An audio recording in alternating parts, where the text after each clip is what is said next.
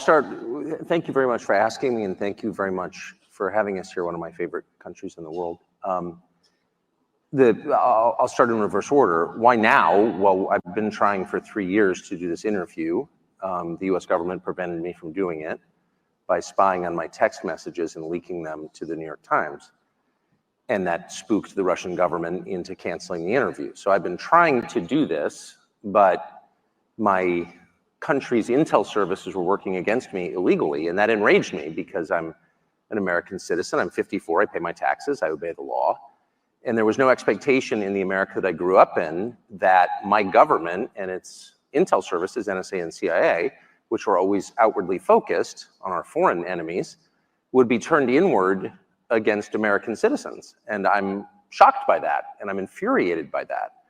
And so once I discovered that that was happening, and I confirmed it was happening, and they admitted that they did it, then I was totally determined, monomaniacally dedicated to doing this interview, not simply because I want to know what Vladimir Putin is like and what he thinks about a war that is resetting the world and really gravely damaging my country's economy, but also because they told me I couldn't on the basis of illegitimate means and for no really clearly stated justification. And I thought that can't stand. I want to live in a free country. I was born in one.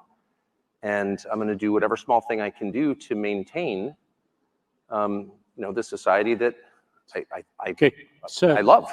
You are known to be pro-Republican Party, right wing of Republican Party. This is what they claim. They said first you've been a Democrat That's and not then true. became a Republican. Okay.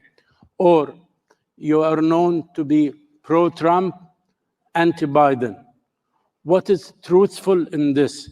And you went to Putin because you are pro-Trump and anti-Biden? I mean, my views are not very interesting. I'm not sure how I'd characterize them. They're changing as quickly as the world itself is changing.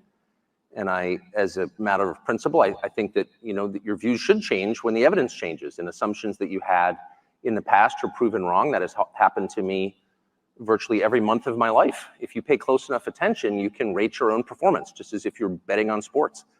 I lost that one. And when you do, when it turns out that the things you thought were true were lies, you should admit it. So what are my views? I'm not certain. Tell the truth is my main view, and I plan to do that to the best of my ability. So Trump played no role in this whatsoever. There's obviously an election in my country coming to fruition in November. I have no idea what's going to happen.